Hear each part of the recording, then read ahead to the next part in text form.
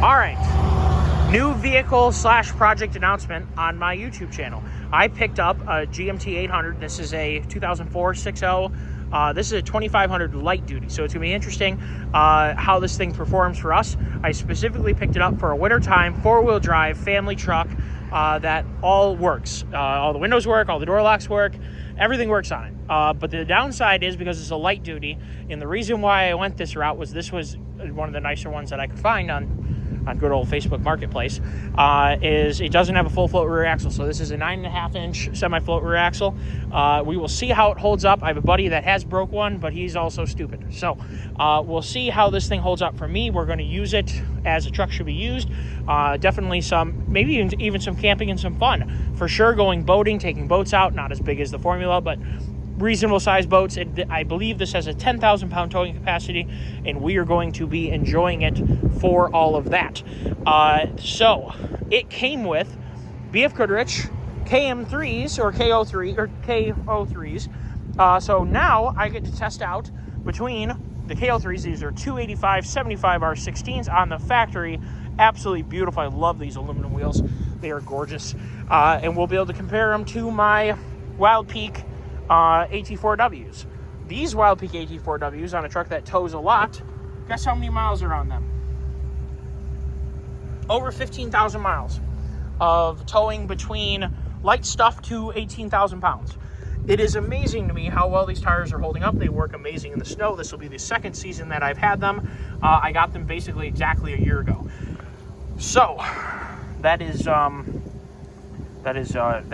So we will be able to compare the performance and functionality of the KO3s versus the Falcons.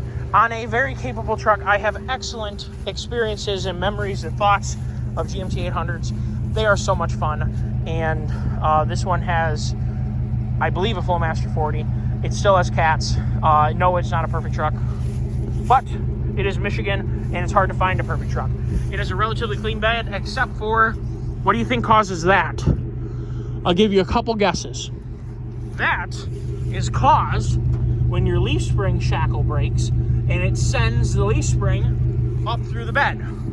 That is a common problem. If you're going to buy a GMT 800, make sure you check out your leaf spring shackles and make sure that they are good. It does have some aftermarket taillights.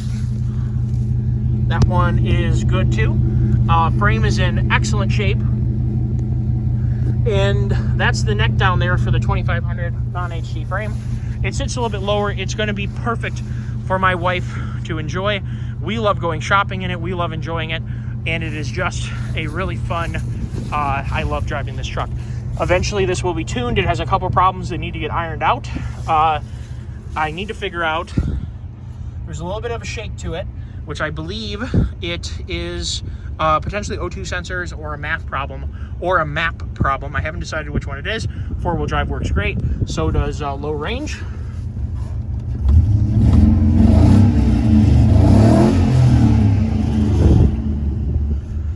Oh yeah, we're gonna have a lot of fun with this. So we're gonna be keeping it easy. I was trying to get an HD because I wanted to go full bore on doing some tuning on the channel and all that other stuff. Let me know if you guys want to see a Doug only 2500 HD 6.0. This is a family vehicle. I can't be too stupid with it, but we're definitely going to tune it once we get, there's a slight manifold leak. I'm sure you can probably hear a little bit of a tick. We got to get that shake figured out. I don't like tuning anything until it's right. This one does have an awesome Bluetooth radio that works great, so that's good. And the oil pressure sensor, as GM is normal, doesn't work, which is fine. If it didn't have oil pressure, it wouldn't be running still. It does not have a bench seat, but it is a 4-door, and I really like this truck. So if you guys want to see some more action-packed 6.0 stuff, I may have to get my own 6.0 because my wife has already glommed onto this and decided it's her favorite truck in the world, and I'm not allowed to be too stupid with it. So we're looking forward to trying that out and get a little tune on this. And you can go mild to wild with the tune. What we need to get figured out, just a little bit of background, is we got to get the torque controls off. We got to get the PE delay removed. We got to get it to enrich enough, and we've got to get the target stoke reflecting the fuel that it is running. We don't have E0 anymore. This truck was tuned for E0. I'm sure we're going to find that it says 14.7 to 1 as a target stoke. We want it to be 14.2 because it's E0. So we'll fix that right away. We'll pick up a ton of torque right away, and then we'll start looking at the timing table. I have an awesome 87 octane timing table that me and my buddy have put together. Well, on his truck, we worked together for a long time. As far as I'm concerned, it's me and him, because we wouldn't have accomplished all the things that we've accomplished without his input too. And we'll put that timing table onto this, which should make a massive difference in torque at all RPMs. So I'm very excited to have that on here. We won't have all of it because I don't think we're going to be removing the cats. And if we do, a concern can be with this shake is a clogged up cat or two clogged up cats, or one side clogged up or something.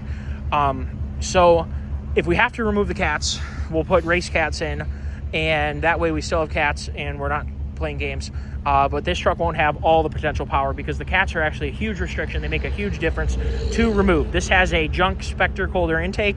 That's going to go in the garbage can, and I'm going to order an S&B because I know that those work, and they have a fully enclosed air box with an intake tube and whatnot. So we're not going to have an exposed filter sucking in dirt and whatever. The filter was disgusting. We just cleaned it, and that's because it's open to the world. So it doesn't have a box protecting it.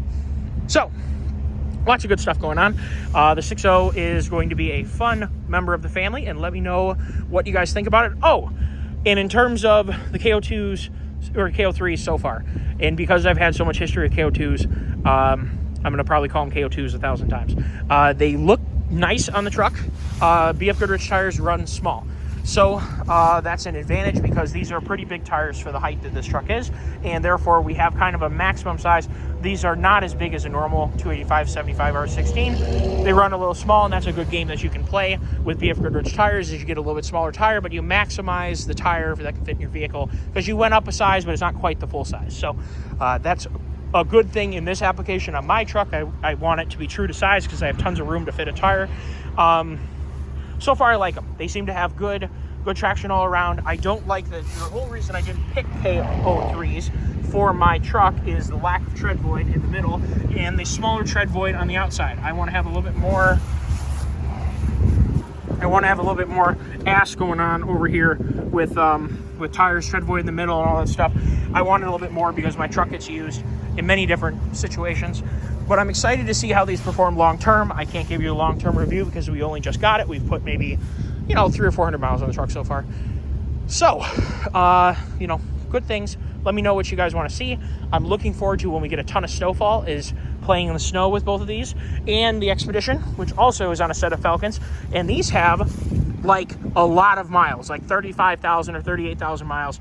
These have a lot of miles on them. So it'll be fun to compare new 15,000+ miles.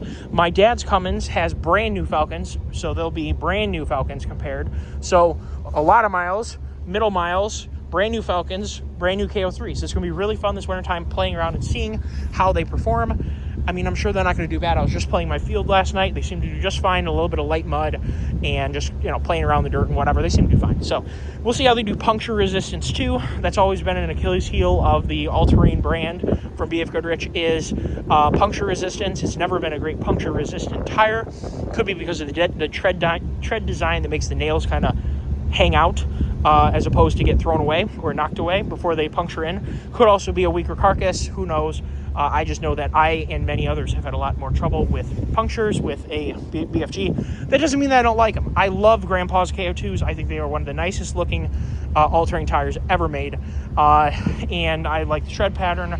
They work super well in the snow. We're going to see how the KO3s hold up. I've heard people say they're better. I've heard people say they're worse. What I do know is that they run smaller. They don't balance as well.